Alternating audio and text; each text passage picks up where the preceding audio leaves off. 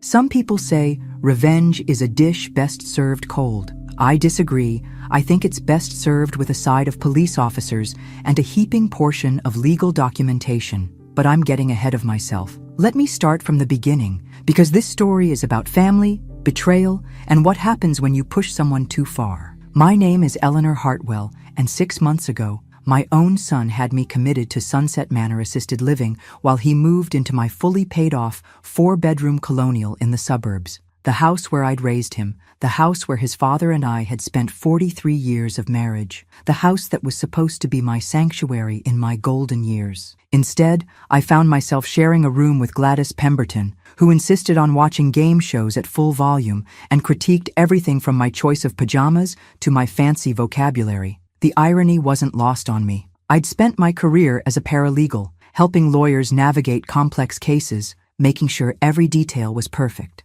Yet here I was, legally powerless, while my 38-year-old son Derek systematically destroyed my life with forged documents and a fake medical evaluation. If you're watching this, subscribe and let me know where you're watching from. Derek had always been what my late husband Frank would call creatively ambitious. Frank, bless his heart, was a CPA who lived by budgets and 5-year plans. Derek lived by whatever scheme looked promising that week. Over the years, Frank and I had bailed him out more times than I cared to count. Failed businesses, bad investments, credit card debt that seemed to multiply overnight. I remember when Derek was 12, he sold VIP pool passes to neighborhood kids for our backyard pool. The problem? Our pool was being renovated and was nothing but a muddy construction pit. When angry parents showed up, Derek calmly explained that he'd clearly advertised it as a construction experience pool and offered rain checks. Even then, Frank chuckled and said Derek would make a great salesman someday.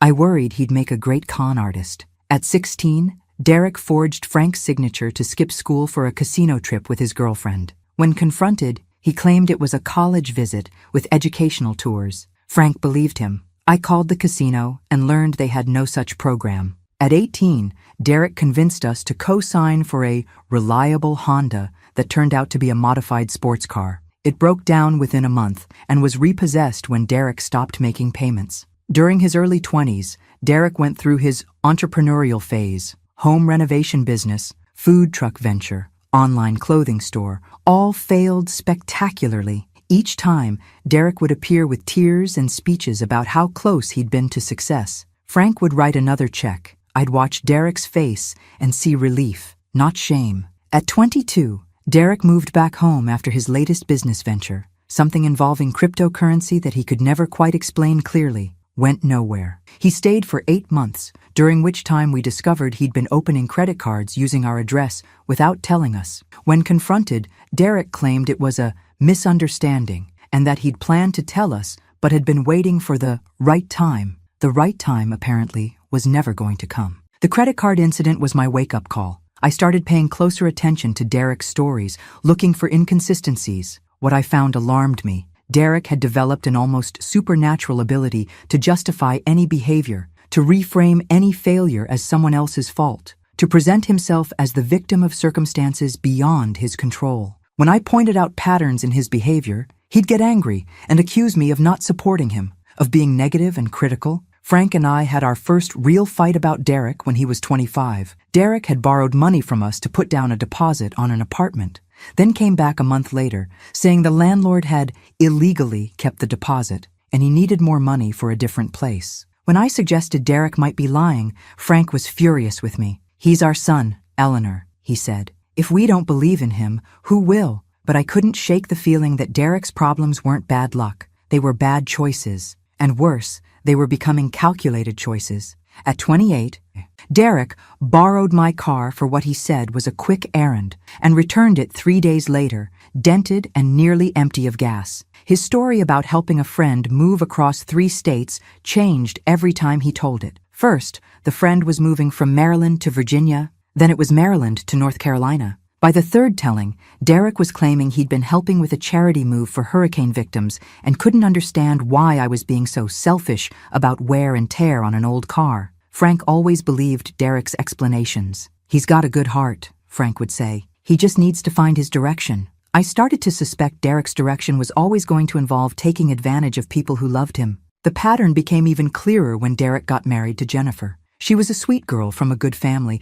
and I could see she genuinely loved Derek. But I also noticed how Derek presented different versions of stories to different people. To Jennifer, he was the victim of demanding parents who didn't understand his entrepreneurial spirit. To us, he was the loving son trying to build a future worthy of his wonderful wife. To his in-laws, he was the ambitious young man working hard to provide for their daughter. Derek had become a master at reading people and telling them exactly what they wanted to hear. What worried me most was that I wasn't sure Derek even knew he was lying anymore. He seemed to genuinely believe whichever version of reality was most convenient at the moment. When Derek and Jennifer's first child was born, Derek went through what I can only describe as a personality transformation. Suddenly, every conversation was about his responsibilities as a father, his need to provide for his family, his concern about their financial future. He started making comments about how Frank and I were sitting on money that could help secure his children's education and future. "I'm not asking for handouts," Derek would say during Sunday dinners.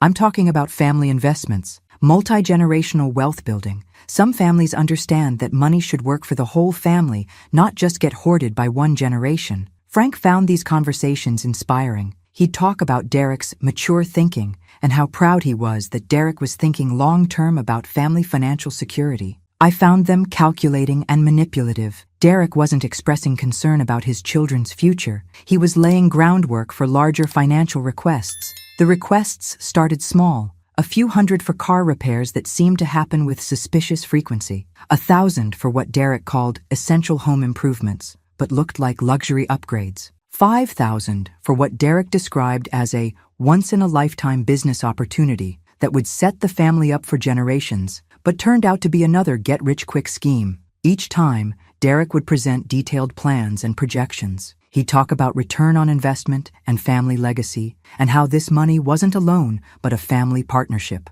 Frank was impressed by Derek's business language and planning. I was concerned by how polished Derek's presentations had become. It felt like he was running a con on his own parents. When Frank died 3 years ago from a sudden heart attack, Derek's grief lasted exactly until the will reading. Frank had left everything to me: the house, savings, pension, everything. Derek got a modest inheritance, but only after I passed away. I could see the wheels turning in Derek's head during that meeting with the lawyer. "Mom," Derek said afterward, "I think Dad might have made a mistake with the will." You know how confused he was getting toward the end. Frank hadn't been confused at all. He'd been sharp as ever, right up until the heart attack. But Derek's comment made me realize he was already planning his next move. The next few months, Derek became the perfect son. Daily visits, offers to help with finances, suggestions about adding his name to accounts for emergencies. He'd bring Jennifer and their kids for family dinners, where they'd discuss my advanced age and how I might need support systems soon. "We're worried about you living alone in this big house," Derek would say. "What if something happened? What if you fell and couldn't get help? We think you should at least consider your options." Jennifer would chime in with concerns about my forgetfulness or fatigue. "Eleanor, you seem more tired lately. Are you getting enough sleep? Have you thought about getting some help around the house? Someone to check on you during the day?" Looking back, I realized these weren't innocent observations. They were building a case. Every normal sign of aging was being documented and magnified. Every minor memory lapse was treated as evidence of decline. Every time I chose to stay home instead of going out was characterized as isolation and withdrawal. That's when Derek started bringing Dr. Marcus Webb to family dinners. Supposedly a family friend and neurologist, Dr. Webb would make casual but concerned observations about my weight, my energy level, my memory. He'd ask seemingly innocent questions about my daily routine, my sleep patterns, my appetite. "Eleanor, you seem to have lost some weight since I last saw you," Dr. Webb would say over dessert. "Are you remembering to eat regular meals? Sometimes when we're grieving, we forget to take care of ourselves properly." Or, "That's an interesting story about your garden, Eleanor, but didn't you tell us something different about the roses last week?" Memory can be tricky when we're dealing with stress and grief. What Derek conveniently forgot to mention was that Dr. Webb had lost his medical license in 2 states for falsifying records and had gambling debts that made Derek's financial problems look minor. I found this out later, during my investigation, but at the time, I was starting to question myself. Was I forgetting things? Was I not taking care of myself properly? The psychological manipulation was subtle but relentless. Derek would ask me the same question twice in one conversation, then act concerned when I gave the same answer both times, saying I seemed stuck on certain topics. Jennifer would remind me of conversations I had no memory of having, then look worried when I couldn't recall them. Dr. Webb would make comments about how grief could affect cognitive function and how important it was to monitor changes in thinking and behavior. They were gaslighting me, though I didn't recognize it at the time. They were making me doubt my own perceptions, my own memory, my own competence. Every normal variation in mood or energy was treated as a symptom. Every forgotten detail was evidence of decline. Every preference for solitude was characterized as dangerous isolation. The trap was set beautifully. Derek had been documenting everything. The time I forgot where I put my car keys and spent 10 minutes looking for them before finding them in my purse where they always were. The afternoon I called him by his father's name while telling a story about their fishing trips, which any grieving widow might do. The evening I burned dinner because I was reading a particularly engrossing book and lost track of time, which apparently constituted evidence of dangerous cognitive decline. Derek had turned normal human behavior into a medical case study. He had photos of the slightly burnt chicken, timestamps of phone calls where I'd called him by Frank's name, detailed notes about every time I'd searched for something or asked the same question twice. Normal things that happened to everyone became evidence of decline in Derek's carefully crafted narrative. What scared me most was how professional it all looked. Derek had clearly researched dementia symptoms and was checking off boxes. Forgetfulness? Check. Confusion about names and dates? Check. Difficulty with familiar tasks like cooking? Check. He'd created a timeline that showed progressive deterioration over 6 months, when really it was just 6 months of normal grief and adjustment to living alone. The fake competency evaluation happened on a Tuesday in March, exactly 6 months after Frank's death. Dr. Webb showed up at my door unannounced, claiming Derek had called him because he was seriously concerned about my recent behavior. He had a medical bag and official-looking paperwork, and I was so confused by his sudden appearance that I let him in.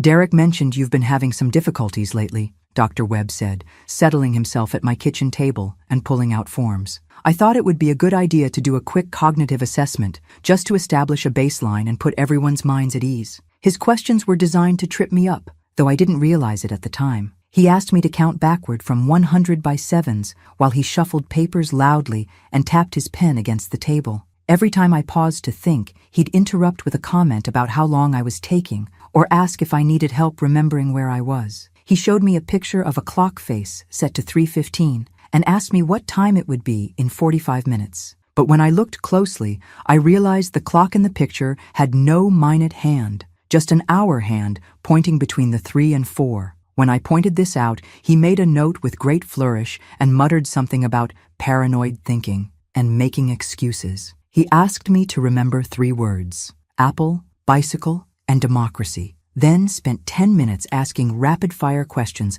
about my medical history, my medications, my family relationships, my financial situation. The questions came so fast, I couldn't process them properly, and when he circled back to ask for the 3 words, I could only remember 2 of them. "Mrs. Hartwell," he said with practiced solemnity, "I'm afraid the results are quite concerning. You're showing clear signs of cognitive impairment and memory loss. Your son was right to be worried. For your own safety and well-being, you're going to need supervised care." I tried to argue, tried to point out that his questions had been confusing and his testing methods seemed unorthodox, but Dr. Webb just made more notes and nodded gravely. "Denial is very common in cases like this," he told me. "Many patients don't recognize their own limitations, which actually makes them more vulnerable to accidents and exploitation." By Friday, Derek had emergency guardianship. The speed should have been my first clue that something was wrong. In Pennsylvania, guardianship proceedings are supposed to take weeks, with mandatory waiting periods and court hearings and opportunities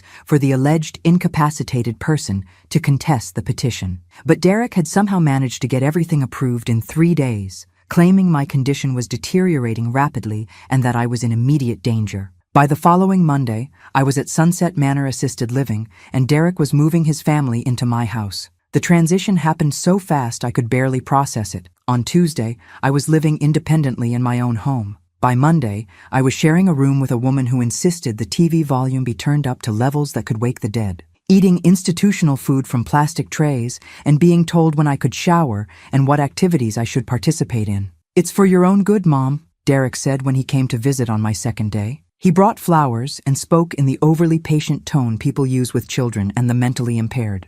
"The staff here are trained to take care of people with your condition. You'll be much safer here, and we'll have peace of mind knowing you're being looked after properly." I tried to tell him that I felt fine, that I didn't need this level of care, that I wanted to go home. Derek just smiled sadly and patted my hand. "I know this is hard to accept, but Dr. Webb explained that lack of insight is part of the disease. You don't realize how much help you actually need." Jennifer was there too, looking uncomfortable, but supportive. "We cleaned out your closet and brought some of your favorite clothes," she said, gesturing to a suitcase that contained maybe a quarter of my wardrobe. "And we'll make sure to visit regularly." "What about my house?" I asked. "What about my things?" Derek and Jennifer exchanged a look I didn't like. "Don't worry about the house, Mom," Derek said. "We're taking care of everything. The important thing is that you focus on your health and getting adjusted to your new home." Something about the way he said "new home" made my blood run cold. This wasn't temporary. Derek wasn't planning for me to ever leave Sunset Manor. That night, lying in my narrow institutional bed, listening to Gladys snore and the sounds of the night shift making their rounds, I started to understand what had happened to me. Derek hadn't rescued me from a dangerous situation. He'd created a dangerous situation and then rescued me from it. He'd manufactured a medical crisis and positioned himself as the responsible son taking care of his declining mother. But Derek had made one crucial mistake. He'd underestimated me. 30 years as a paralegal teaches you a few things about the legal system. It teaches you that documentation is everything, that there's always a paper trail, and that amateur criminals, no matter how clever they think they are, always leave evidence. It also teaches you that the most important thing in any legal battle is knowing who your allies are and how to build a case systematically. Derek's first mistake was assuming that being at Sunset Manor would isolate me from people who could help. He didn't know that my roommate Gladys was a retired legal secretary who'd worked for the city's most prominent family law firm for 42 years. "Honey," Gladys said to me on my third day, pausing Judge Judy to look at me seriously, "that story you told me about how you ended up here? It stinks worse than Tuesday's fish special, and trust me, that's saying something." Gladys might have been 78 and addicted to game shows, but she had the sharp legal mind of someone who'd spent 4 decades managing complex cases. She started asking the right questions. Why had Derek been granted emergency guardianship without a proper hearing? Where was the mandatory 30-day notice period that's supposed to give family members time to object? Why hadn't I been appointed legal representation during the competency evaluation? "Either the system failed spectacularly," she said, adjusting her oversized glasses, "or somebody greased some wheels, and in my experience, wheels don't grease themselves." Derek's second mistake was underestimating the staff at Sunset Manor. While Derek saw them as minimum-wage workers who would ignore anything suspicious, I saw them as human beings with their own stories, families, and motivations. Margaret, the night nurse, was putting herself through law school and had a keen eye for inconsistencies. Bobby, the orderly, was an Army veteran who understood family betrayal. Sister Catherine, the facility director, had spent her entire career advocating for elderly patients who couldn't advocate for themselves. Margaret was particularly intrigued by my case. During her night shifts, when most residents were sleeping and the building was quiet, she'd sit with me at the nurse's station and go over the details of Derek's documentation. "Mrs. Hartwell," she said one night, spreading Derek's papers across the desk under the bright fluorescent lights, "I've seen legitimate competency evaluations, and this isn't one. Look at this timeline here. Your son filed for guardianship before the evaluation was even completed. That's not legal procedure." She pointed to dates and signatures, explaining how the process was supposed to work. "You should have had notice of the petition. You should have had the opportunity to hire your own attorney. You should have had a hearing where you could contest the allegations. None of that happened." Bobby, meanwhile, had his own insights into family betrayal. As a veteran, he'd seen plenty of family members try to take advantage of disabled service members for their disability benefits and VA benefits. "It's always the people closest to you," he told me, while helping me to the physical therapy room. "They figure they know you won't fight back because you love them. That's what makes it so evil. They weaponize your own love against you." Sister Catherine was more circumspect, but I could see the wheels turning in her head. She'd been in healthcare administration for 30 years and had seen every type of family dynamic imaginable. She started asking subtle questions about my medical history, my relationship with Derek, and my understanding of my legal situation. "Eleanor," she said during one of our weekly check-ins, "I want you to know that if you ever feel your rights aren't being respected, there are advocacy services available. Sometimes families make decisions they think are best, but that doesn't mean those decisions are legally sound or in the person's actual best interests." Derek's third and most critical mistake was getting cocky. Within 2 weeks of moving into my house, Derek was posting photos on social media of his new home office, which happened to be Frank's carefully organized study where he'd kept all of our important documents. Derek showed off the renovations they were planning, the new furniture they were buying, and the neighborhood barbecues they were hosting. He was living his best life in my house, on my dime, while I was supposed to be quietly deteriorating in institutional care. But while Derek was playing house, I was playing the long game. My breakthrough came from an unexpected source: Harold Finch, another Sunset Manor resident who'd been a private investigator for 30 years before his stroke. Harold could barely speak, but his mind was razor sharp, and he'd been following my story with interest. During one of our shared meals in the dining room, he slipped me a note written in shaky handwriting. "Check ink dates on signatures. Criminals always mess up details." That's when I realized Derek's amateur hour fraud had left clues everywhere. With Margaret's help, I got access to a computer in the facility's library, supposedly for cognitive therapy, and to help with my memory exercises. Margaret was fascinated by the legal aspects of my case and saw it as real-world experience for her law studies. Together, we started building a counter case, documenting everything we could find about Derek's documentation. The more we dug, the more obvious Derek's fraud became. Wrong pen types for supposed signature dates, medical records with contradictory symptoms. My actual doctor had given me clean cognitive health just weeks before Derek's diagnosis. Gladys, meanwhile, was working her network of legal contacts. 42 years in the legal field meant she knew everyone, and everyone owed her favors. She made phone calls during her social hour time, reaching out to retired lawyers, active paralegals, and courthouse clerks who remembered her fondly. "Honey," she announced one afternoon while Judge Judy blared in the background, "I found your smoking gun." 3 different people at the courthouse remember Derek pressuring them about expedited guardianship procedures. He was asking very specific questions about how to bypass normal waiting periods and notification requirements. That's not the behavior of someone concerned about their mother's well-being. That's the behavior of someone planning a heist. She connected me with Patricia Sanchez, a disability rights attorney who specialized in elder abuse cases. Patricia agreed to meet with me at Sunset Manor under the guise of a legal education seminar that Sister Catherine had arranged for interested residents. Patricia took one look at Derek's paperwork and started laughing. Not polite, professional laughter, but the kind of genuine amusement that comes from seeing something so obviously fraudulent, it's almost insulting. "Your son," Patricia said during our first meeting, "is either incredibly stupid or incredibly arrogant. Probably both." The forged signatures were obvious. Derek had practiced my handwriting, but made crucial mistakes with pen types and pressure patterns.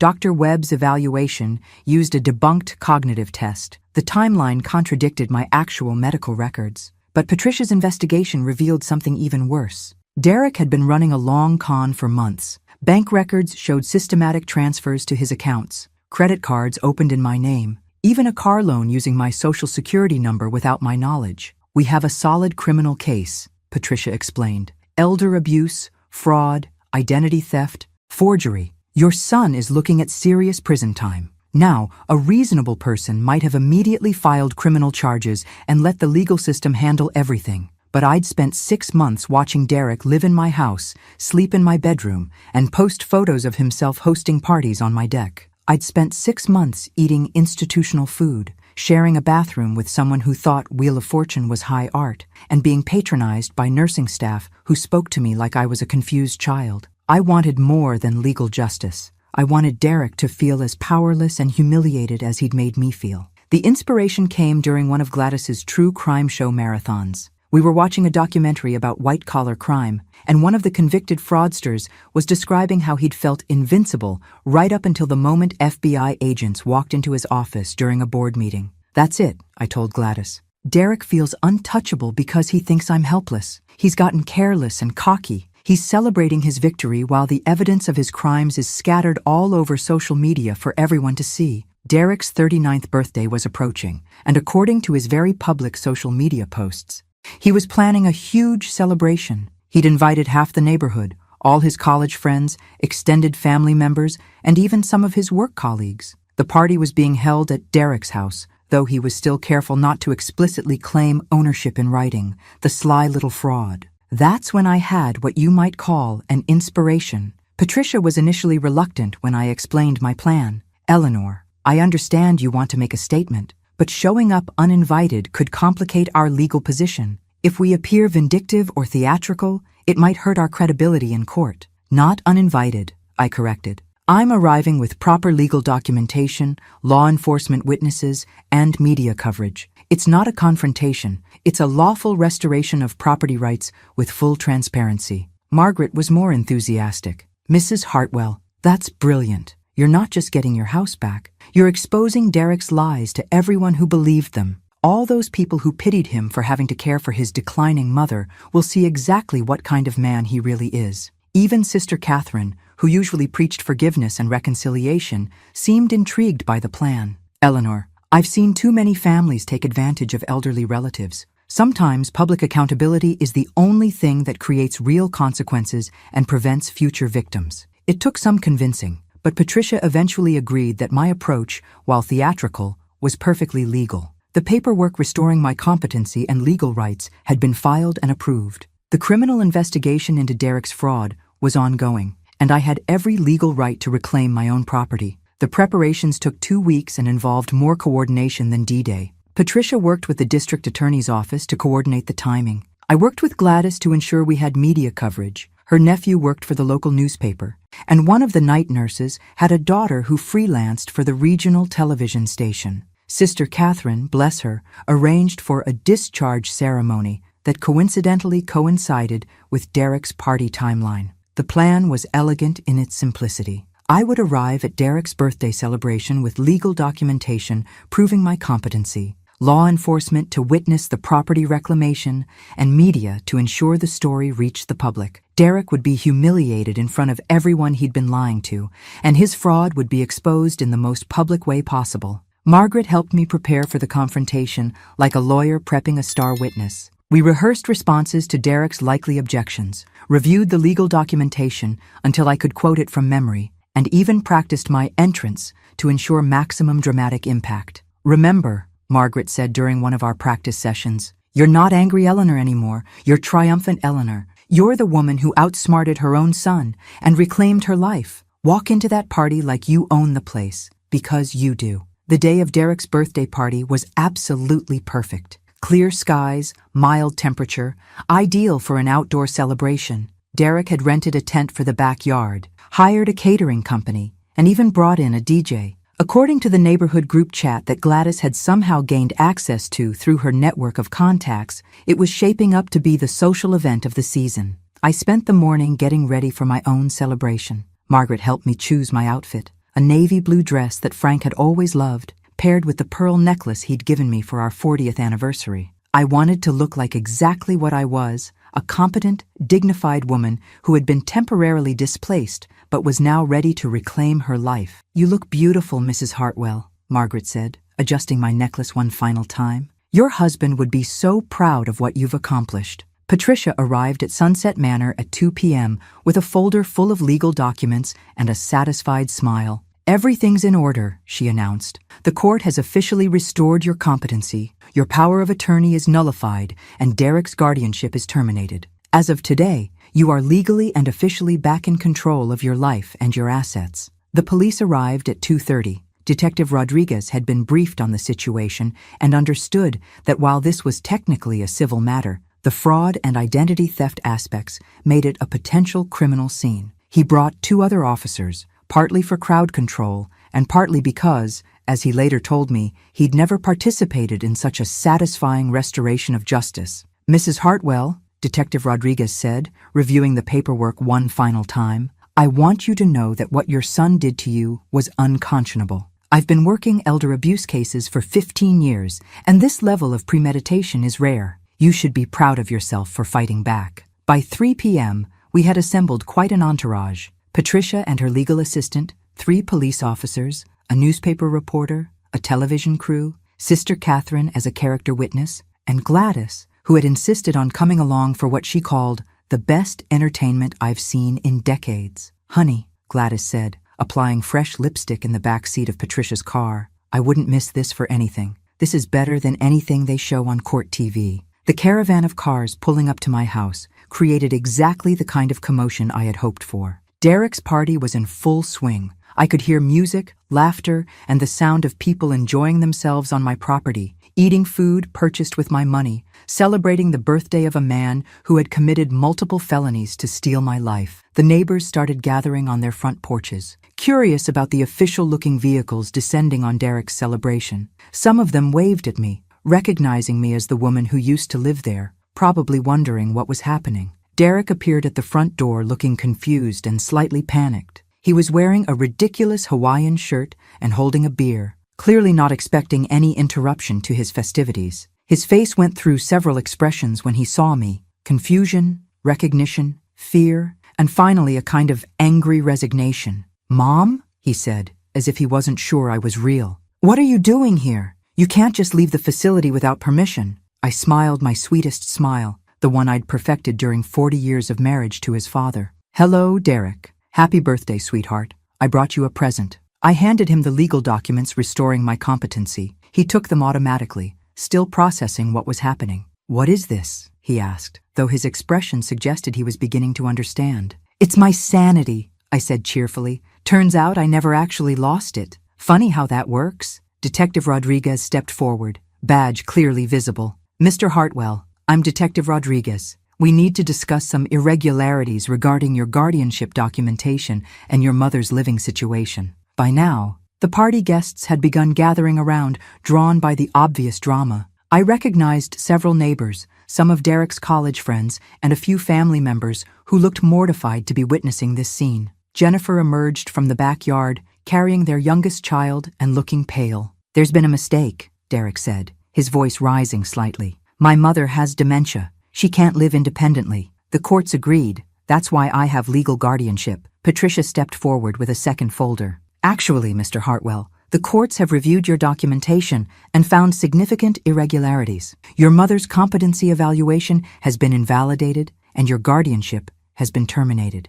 As of today, Mrs. Hartwell has full legal control of her assets and property." I watched Derek's face as the implications sank in. The house he'd been living in for 6 months wasn't his. The money he'd been spending wasn't his. The life he'd built on the foundation of my supposed incompetence was about to crumble. "This is ridiculous," he said, looking around at the gathering crowd as if expecting support. "She's not well. She can't take care of herself. Someone could take advantage of her." I laughed, and it felt wonderful. Oh, Derek. Someone did take advantage of me. The person I trusted most in the world. My own son. The television camera was rolling now, capturing everything. The newspaper reporter was scribbling notes. The neighbors were whispering among themselves, clearly realizing they'd been unknowingly participating in a celebration of theft. Mrs. Patterson from next door stepped forward, looking confused. "Eleanor, we thought you were..." "Derek said you had Alzheimer's and couldn't recognize people anymore." "Apparently," I said,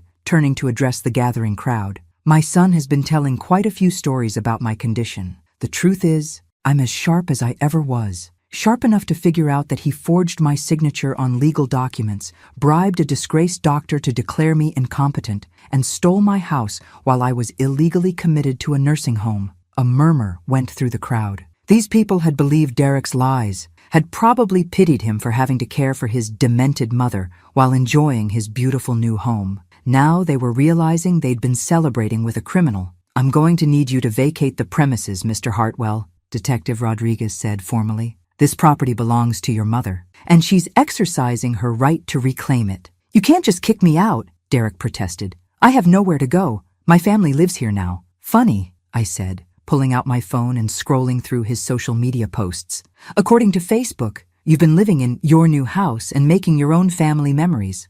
I assumed you'd purchased this property. Were you lying to your friends about owning this house, Derek? The crowd was completely silent now. Even the DJ had stopped the music. Jennifer appeared at Derek's side, looking pale and carrying their youngest child. Eleanor, she said carefully, surely we can work something out. Derek was only trying to help you. He was protecting your interests. I turned to Jennifer with genuine curiosity. Protecting my interests by forging my signature on legal documents? By having me declared incompetent based on a fraudulent medical evaluation? By moving into my house and spending my money while I shared a nursing home room with someone who thinks game shows are documentaries? You don't understand, Derek said desperately. You were confused. You were making bad decisions.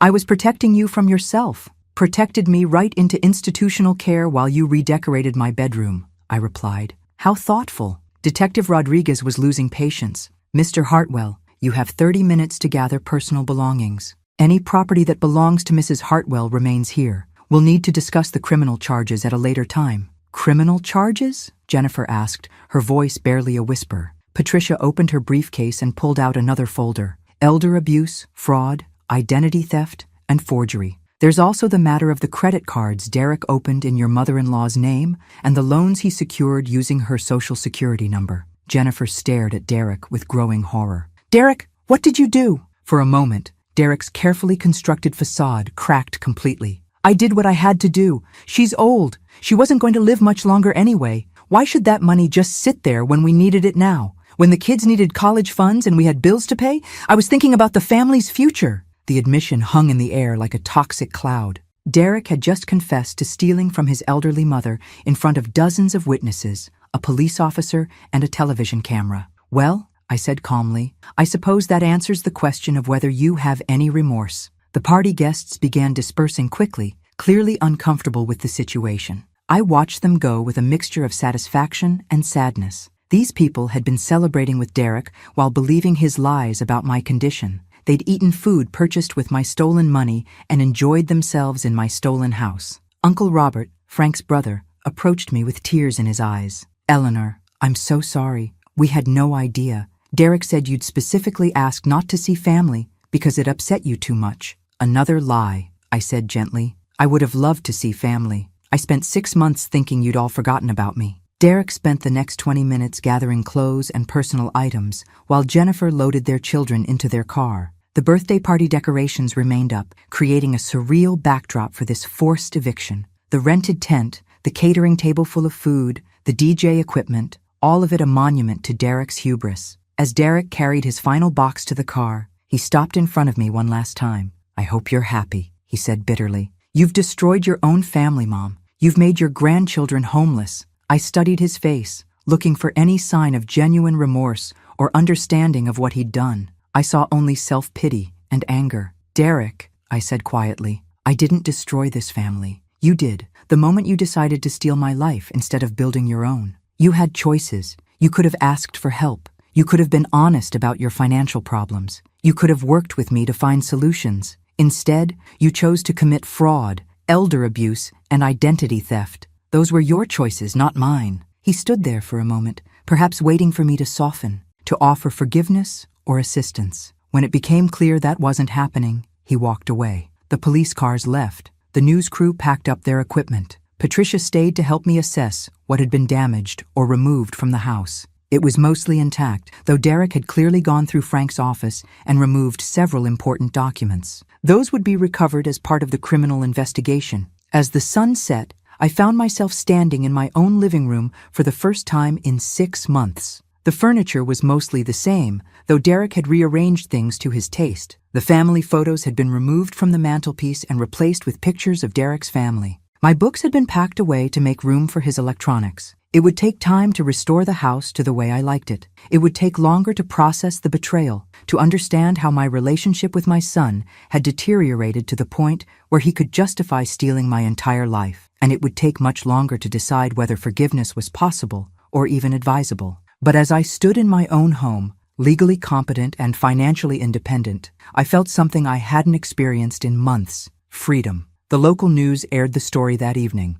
Elderly woman reclaims life after son's fraud scheme. The newspaper ran a longer piece the next day, focusing on the broader issues of elder abuse and the warning signs families should watch for. Derek's story became a cautionary tale about greed, desperation, and the dangers of underestimating elderly family members. The legal consequences for Derek were significant. The criminal charges included elder abuse, fraud, identity theft, and forgery. The civil penalties included full restitution for the money he'd stolen, plus damages for emotional distress and legal fees. His fraudulent guardianship also triggered an investigation into Dr. Webb, who lost his remaining medical license and faced his own criminal charges. Derek eventually plea bargained to avoid prison time, accepting 5 years of probation, community service, and a permanent restraining order preventing him from contacting me or accessing any of my financial accounts. He was also required to undergo financial counseling and psychological evaluation.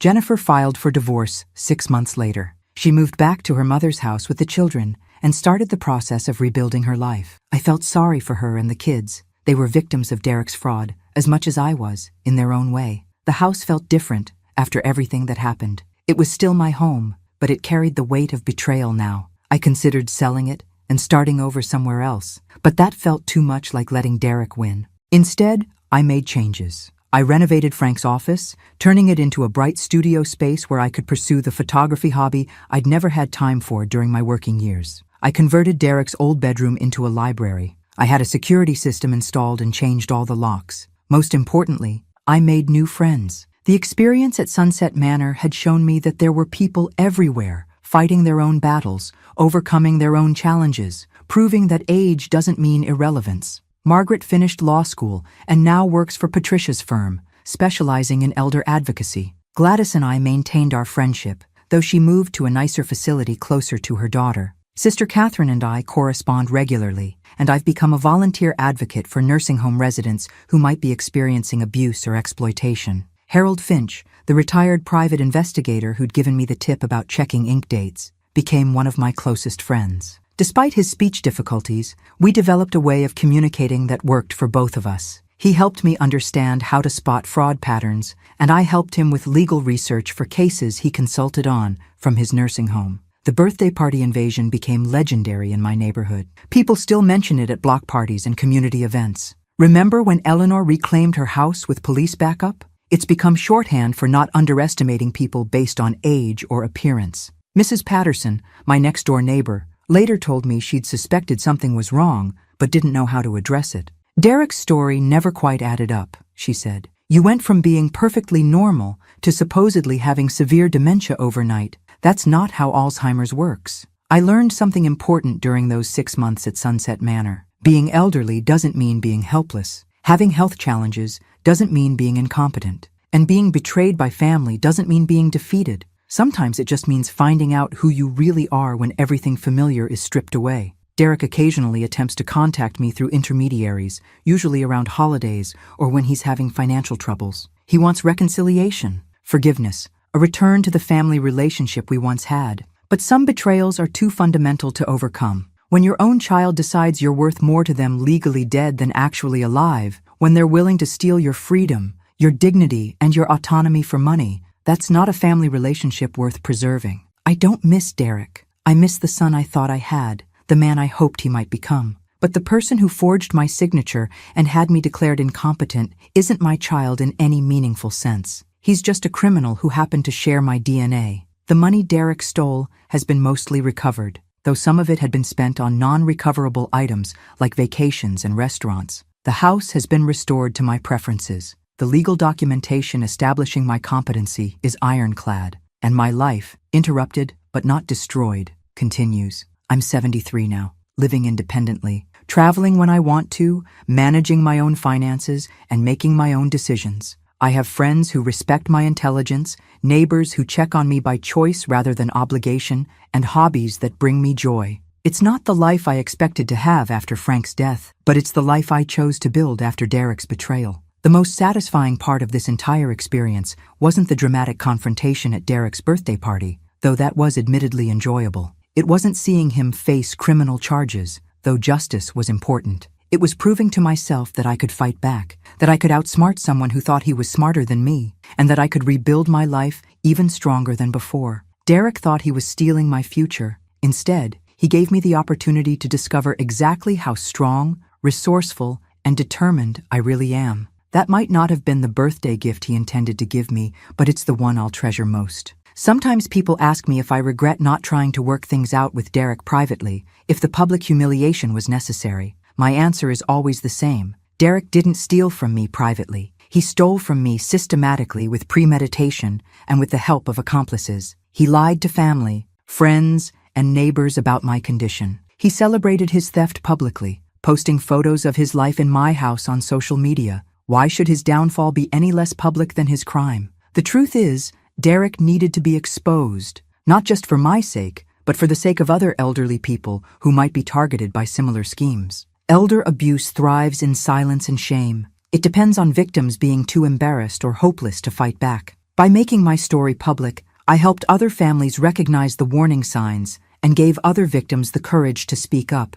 I receive letters from people who've seen my story and recognize similar patterns in their own families. Adult children who've been gradually taking control of their parents' finances. Family members who've been pushing for unnecessary guardianships. Elderly people who've been told they're not competent to make their own decisions when they're actually perfectly capable. Knowledge is power, and I used my knowledge of the legal system to reclaim my life. But more importantly, I used my experience to help others do the same. That's become my mission now, advocating for elderly people who are being victimized by the people who should be protecting them. Frank used to say that every ending is really a beginning in disguise. I thought my story was ending when Derek had me committed to Sunset Manor. Instead, it was the beginning of a new chapter, one where I'm the hero instead of the victim. Now, I'm curious about you who listen to my story. What would you do if you were in my place? Have you ever been through something similar? Comment below.